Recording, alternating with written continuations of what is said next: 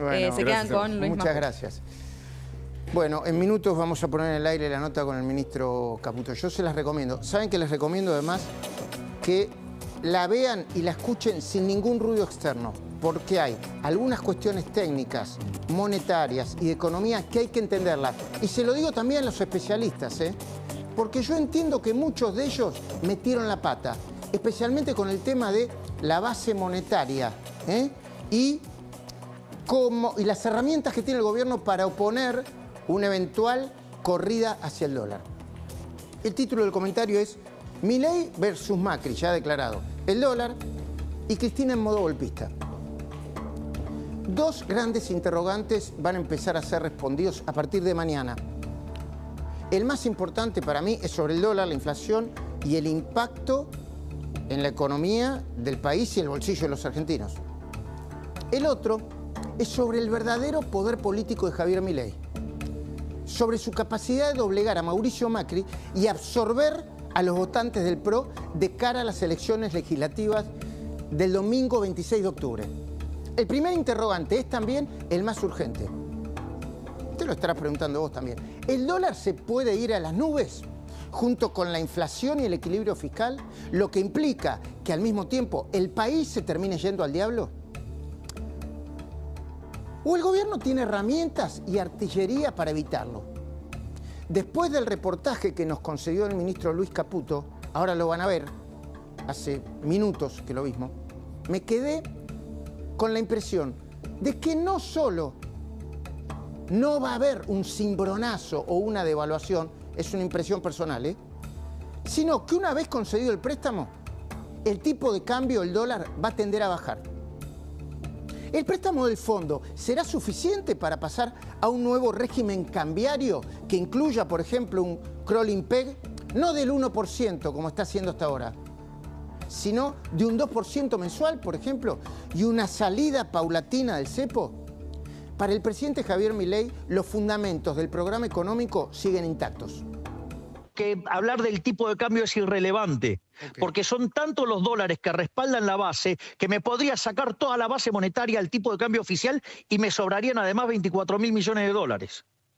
Y para que se entienda todavía más, está diciendo que de ninguna manera va a haber una devaluación. Pero obviamente si acá la cuestión es que faltan pesos, no que faltan dólares. Es decir, si tengo respaldo por 50.000 millones y la base es, lo quiere hacer al oficial, 26.000 millones de dólares.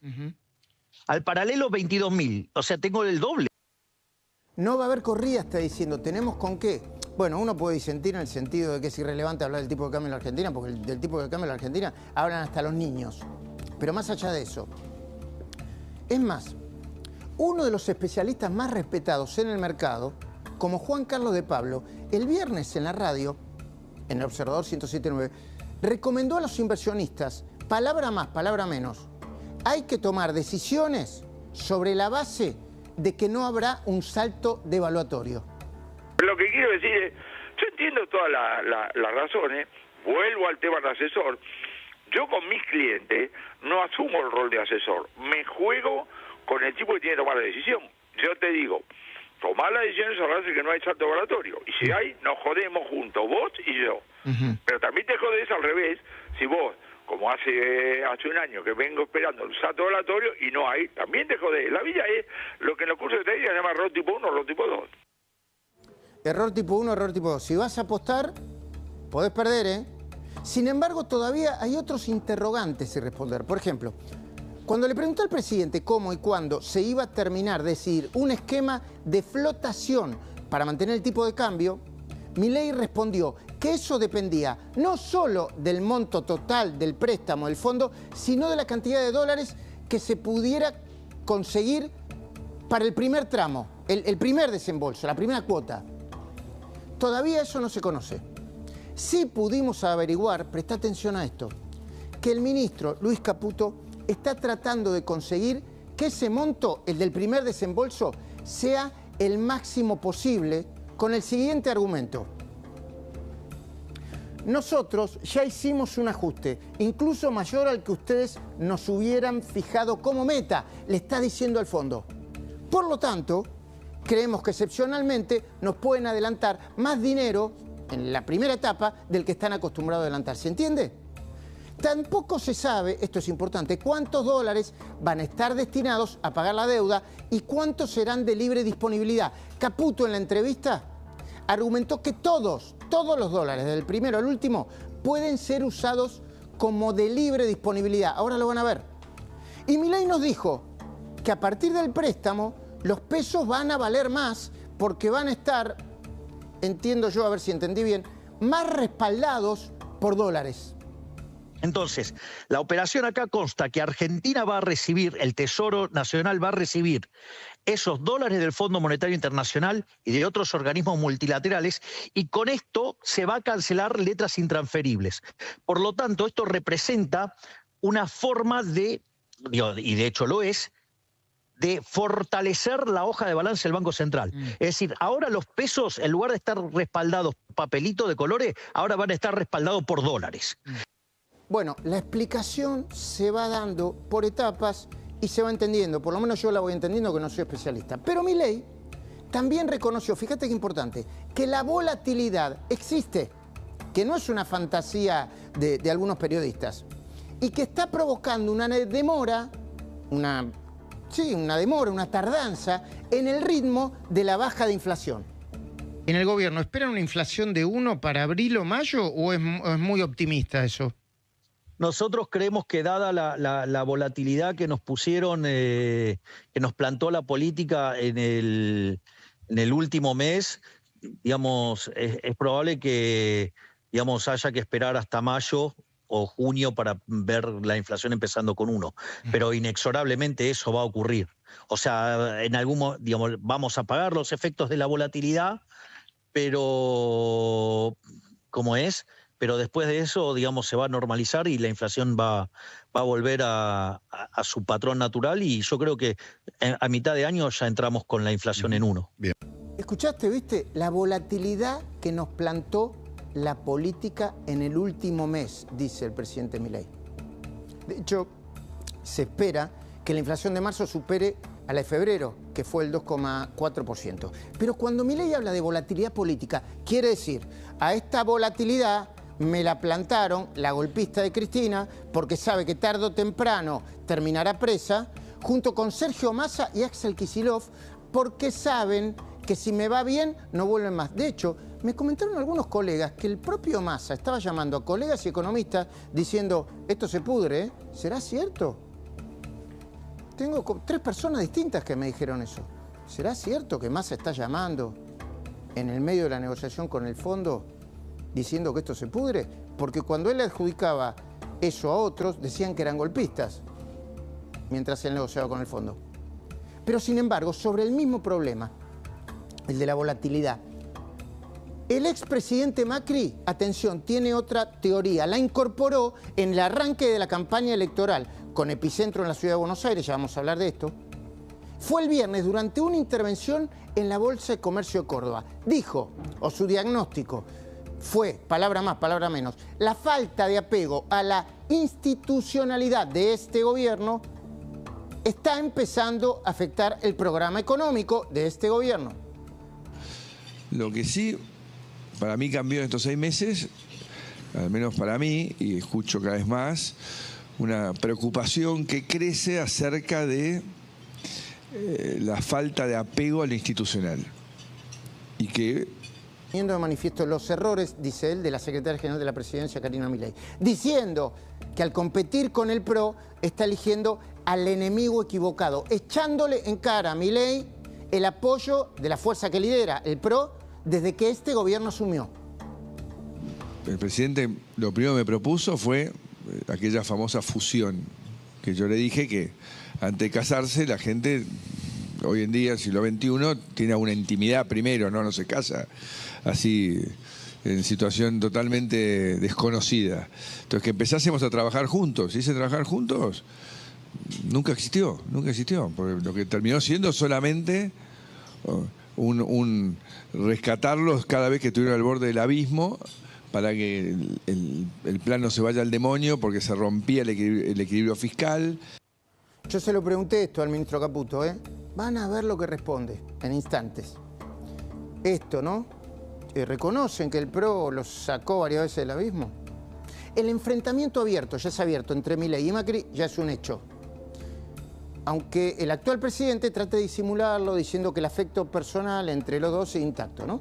Sin embargo, la decisión de Jorge Macri de anticipar las elecciones de la ciudad para el próximo domingo, 18 de mayo, falta un mes y medio nada más, fue una jugada típica de anticipación, una movida de control de daños, porque la hizo antes de que la fuerza del cielo, que ya venían envalentonadas, se empezaran a comer al PRO en pedacitos, montados en la baja de la inflación y en la eliminación de los piquetes y los cortes de calle. De hecho, para evitar una derrota e incluso soñar con una probable victoria, los hermanos Milei tuvieron que presentar como primer candidato a alguien que no querían jugar de entrada, como primer candidato a legislador, a Manuel Adorni, una de sus cartas fuertes, pero que la tenían pensada para octubre de este año. Mirá.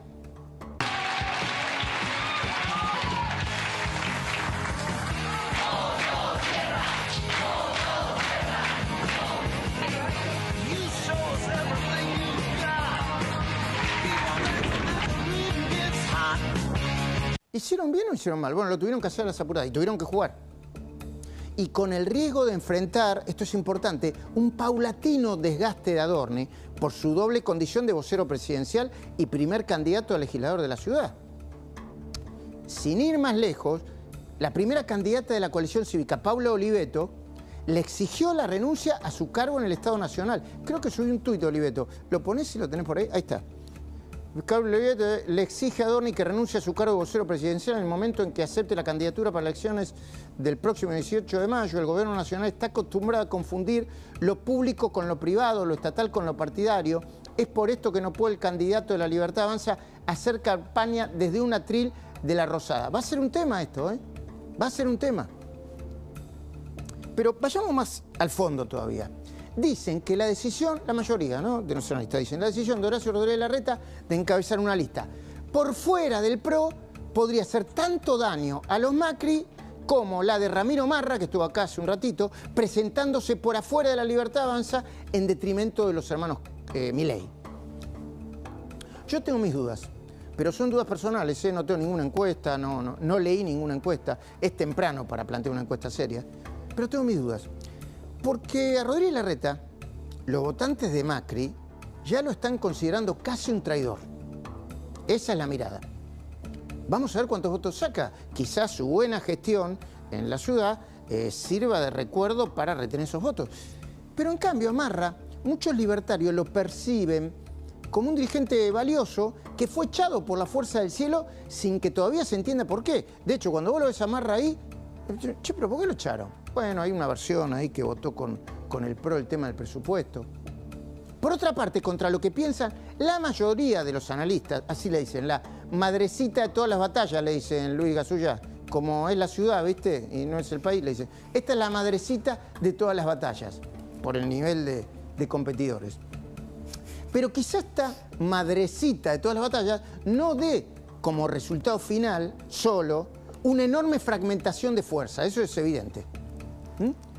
Sino que en principio sea como una especie de suerte de elecciones paso entre el PRO y la Libertad Avanza. A ver quién la tiene más grande. Y en octubre vemos. O entre Jorge Macri y Karina Milei. O entre Javier Milei y Mauricio Macri, si se quiere ir todavía más a fondo. Además, la decisión de Karina Milei y Santiago Caputo de disputar el poder en la ciudad a los Macri es una decisión fuerte, ¿no? Puede generar, a mi entender, daños colaterales de distinta consideración. Por ejemplo, uno, el más inmediato, la posibilidad de que Leandro Santoro, un radical, escuchá bien esto, muy progre, un radical, ex amigo de la Cámpora, ex amigo de Alberto Fernández, ahora de nuevo amigo de la Cámpora, con Víctor Santamaría, Juan Manuel Olmos y otros, termine saliendo primero en el medio de tanta fragmentación. Perdón, Leandro Santoro, en pibe, yo para tomar un café ahí en el Valera Valerita. Ahí, para de contar. Pero el otro daño colateral es más profundo, y es que la inercia de la competencia en la ciudad se termine trasladando a la provincia. donde la Libertad Avanza y el PRO, sí o sí, necesitan ir juntos para ganarle a la candidata del kirchnerismo. Que todo parece indicar, atención, sería una vez más Cristina Kirchner, con el único objetivo de volver a gozar de fueros parlamentarios. La nueva centralidad de Cristina, de la condenada, por eso apunta en dos direcciones a la vez. La primera, hacer creer a su núcleo duro que ella no es una chorra con condena firme, que lo es chorra y con condena firme, sino una perseguida por el nuevo triángulo del mal que fabricó en su cabeza. El triángulo del mal está formado por Donald Trump, Javier Milei y los camaristas de casación que serían esbirros de Mauricio Macri. ¡Wow! Cuando desde Estados Unidos largan esta prohibición de ingreso, es como que 80 años atrás. Pero bueno, así estamos. Muy a pedido. Este hombre no se la banca solo. No se la banca solo. Le molesta lo de Chemila y lo lamento. Pero, y por supuesto la frutilla del postre ayer, casi en sincronización, el Tribunal de Casación macrista negando el recurso extraordinario ante son de manual. Son de manual.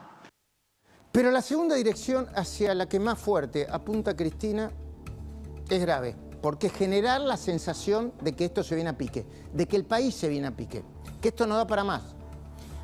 Quiere transmitir que la volatilidad de los últimos días es el principio de una corrida, de un cimbronazo, que puede acabar, qué sé yo, como diciembre de 2001, como terminó Fernando de la Rúa después del corralito de Domingo Cavallo. Mirá. Yo lo definiría de descomposición institucional en un marco grave de la economía que atraviesa hoy la República Argentina, de agravamiento de la pinchadura del modelo económico que nos planteaban como el más exitoso de los últimos 100 años, 200 de la historia, y terminaste en el fondo. Y esto se da en un marco creciente de aumento de despidos, suspensiones en las fábricas, recrudecimiento de precios en materia de alimentos. En las anteriores crisis, la crisis del 89, por ejemplo, había solidez institucional. Lo mismo pasó en el 2001. Pero hoy no, esta Argentina, ese sistema político no existe. La quiere pudrir, la quiere pudrir. De acá a Luján. Sobre la supuesta persecución a ella, que incluye una comparación, ¿lo oyeron? ¿Lo vieron? ¿Lo viste, Luisito Basulla? Una comparación directa con Nelson Mandela. Se comparó con Nelson Mandela, Cristina. No hay mucho para agregar, ¿eh? Sí sobre su capacidad de daño para esmerilar a gobiernos no peronistas. Los Kirchner son especialistas en eso. Yo lo recuerdo muy bien, lo tengo investigado. Desde el topetazo que le dieron al ex gobernador de Santa Cruz, Ricardo del Val, allá por julio de 1990, lo querían declarar insano, pasando a su apoyo, fíjate bien, indirecto o directo, en la renuncia anticipada de Alfonsín, la caída de Fernando de la Rúa, también por propia responsabilidad de Fernando de la Rúa, el intento de pudrírsela toda mal a Mauricio Macri en diciembre de 2017, hasta el topetazo del pasado miércoles 12 de marzo que tuvo que aguantar Milei, el gobierno y los argentinos, más allá de los propios errores de Milei. Esta convocatoria de la marcha de los jubilados utilizada por los violentos, por los barras, que son delincuentes con camisetas de fútbol, para generar disturbios. ¡Hijo de puta! ¡Hijo de puta! Avanzó la gendarmería por Callao, la gente que se resiste a correrse y los empujan con los propios escudos. Ahí está avanzando hay dos camiones hidrantes. Sí. Están avanzando los dos camiones hidrantes para empezar a dispersar a la gente. Ahí está, ahí se los llevan. Ahí, mirá. Ahí se tiran todos, van corriendo todos, tanto manifestantes como policía. Mirá ese que está con los buzos de la selección y demás. Parece como casi enajenado, digamos, como que él va a enfrentar a todo el contingente de efectivos policiales. ¿Es un móvil de la policía ese? ¿O sí, es sí, la policía de la ciudad pareciera. Policía de Ciudad de Buenos Aires. Sí. El patrullero que estaba volcado, prendido fuego. Sí, ese es el patrullero que se...